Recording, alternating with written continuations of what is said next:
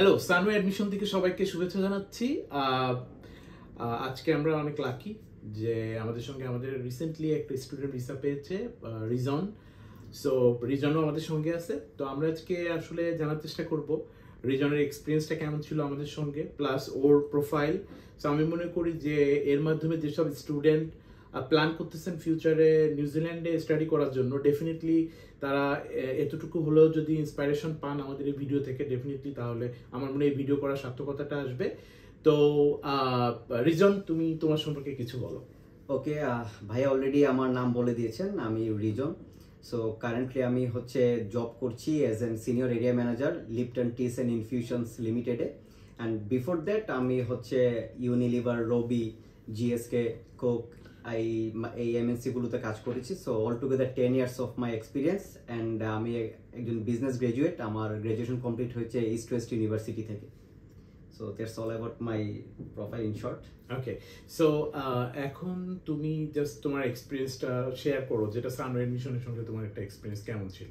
ওকে, যদি আমি সানওয়ে সম্বন্ধে বলি এবং স্পেশালি যদি আমি আসাদ ভাইয়ের সম্বন্ধে বলি, সো আমার জার্নি শুরুটা কিছুটা টাফ ছিল, কিছু প্রবলেম ছিল আমার নিজের।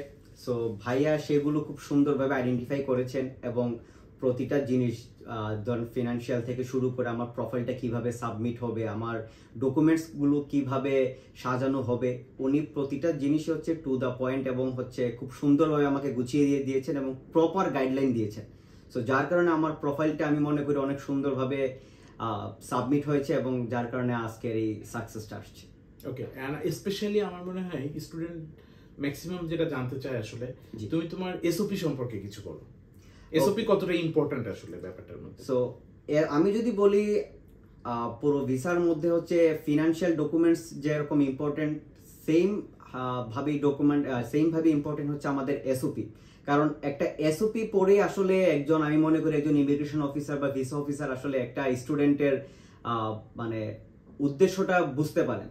সো এখানে আমাকে যথেষ্ট হেল্প করেছেন আসাদ ভাই এই ব্যাপারটাতে, যে একটা এসওপি, একটা আইডিয়াল এসওপি কেমন হওয়া উচিত আমার। কারণ অনেক সময় এমন হয় যে আসলে আমার মধ্যে পটেনশিয়ালিটি আছে, বাট আমি সেটা বুঝাতে পারি না বা বলতে পারি না। বাট উনি প্রতিটা জিনিস বা ছোট ছোট কোয়েশ্চেন করে উনি আমার কাছ থেকে সেগুলো জেনে নিয়েছেন, যেটা আমার এসওপিটাকে অনেক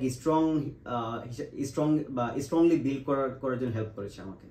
সো এটা হচ্ছে বিষয় আর কি, যেটা আমি সব স্টুডেন্টদেরকে বলতে চাই। একটা ভিসা অফিসারকে উইদাউট ইন্টারভিউ কনভিন্স করার সবচেয়ে বেস্ট পয়েন্ট হচ্ছে খুব ফাইন একটা এসওপি। তো এসওপিটা আসলে এত নাইস হওয়া উচিত যাতে করে ভিসা অফিসারের কোনো কোশ্চেন না থাকে, আর যে তাকে ফার্দার কোনো কিছু জিজ্ঞেস করবে, এবং আমি আমার ফিনান্সিয়াল পুরা ডিটেলসটা এত নাইসলি এসওপিতে পুট করব যেন আমার ভিসা অফিসার কনভিন্স হয়। তো এই জিনিসটা কিন্তু অনেক ইম্পর্টেন্ট রোল প্লে করে ভিসা হওয়ার ক্ষেত্রে। তো আমি অনেক বেশি লাকি যে আমি আমার রিজনের মতো, আমি তো স্টুডেন্ট বলবো না, ছোট ভাই, যে পেয়েছি। এবং ওর সবচেয়ে বড় পজিটিভ জিনিস ছিল, আমি মনে করি যে কোনো জার্নি সাকসেস হতে গেলে বোথ সাইডের অনেক ভালো সাপোর্ট থাকা জরুরি। কোনো এক সাইডের সাপোর্টে কোনো কিছু ভালোভাবে হওয়া সম্ভব না। রিজনের যেটা পজিটিভ সাইড ছিল, যে রিজন কিন্তু, আমি আমার অনেক স্টুডেন্ট দেখছি, কিন্তু ওর সবচেয়ে পজিটিভ সাইড যেটা না বললেই নয়, ওকে কোনো ব্যাপার না আমার ওইভাবে বোঝানো লাগেনি। ও নিজে থেকে সবকিছু বুঝতো, যথেষ্ট ম্যাচিওর। যেটা বললো, ওর জব লাইফ কিন্তু একটা লম্বা লাইফ, 10 ইয়ার্স প্লাস ওর কিন্তু জব লাইফ।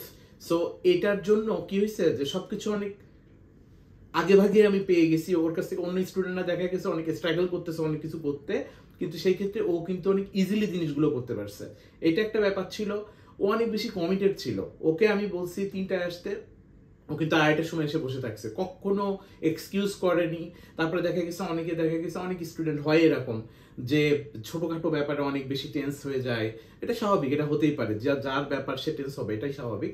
কিন্তু ও অনেক ম্যাচিউর ছিল। ও কখনো কোনোদিনও একটা ফোন দেয়নি যে ভাই এটা হলো কেন, ভাই এটা না কেন। ও সবসময় বলছে যে ভাই যেটা প্রপার ভাবে হওয়া উচিত সেভাবেই করব। তো সেভাবেই হয়েছে জিনিসগুলো। একটু সময় লাগছে ওর ভিসা হতে, অলমোস্ট 7 উইকসের মতো টাইম লাগছে। 7 উইকস, হ্যাঁ এটা। সো ও নেক্সট জুলাই ইনটেকের জন্য যাচ্ছে অকল্যান্ড ইনস্টিটিউট অফ স্টাডিজে MBA এর জন্য। তো সবাই রিজনের জন্য দোয়া করবেন যে ও যে আশা নিয়ে যাচ্ছে ও যেন সুন্দরভাবে ওর স্টাডিটা কমপ্লিট করতে পারে, এবং ফার্দারও যে প্ল্যান সেভাবে যেন সবকিছু করতে পারে, এবং ওর ফ্যামিলির জন্য সবাই দোয়া করবেন, স্পেশালি সামনে অ্যাডমিশনের জন্য সবাই দোয়া করবেন। তো আল্লাহ হাফেজ। রিজন তুমি কিছু বলো। সো থ্যাংক ইউ অল যারা ভিডিওটা দেখবেন। আমি অবশ্যই বলবো যে সানু এডমিশনকে আমি আমার পক্ষ থেকে অলওয়েজ সানু এডমিশন জন্য দোয়া থাকবে, সাপোর্ট অলওয়েজ আমি করে যাব, কারণ এত সুন্দরভাবে সাপোর্ট যেভাবে আমি পেয়েছি, সো এটা আমি সবাইকে অবশ্যই বলবো, এবং সবার কাছে বলবো যে আপনারাও সানু এডমিশনের জন্য দোয়া করবেন এবং অলওয়েজ সাপোর্ট করবেন, এবং আমার জন্য এবং ভাইয়ের জন্য অবশ্যই দোয়া করবেন। Thank you. আসসালামু আল্লাহ আলাইকুম। হাফেজ।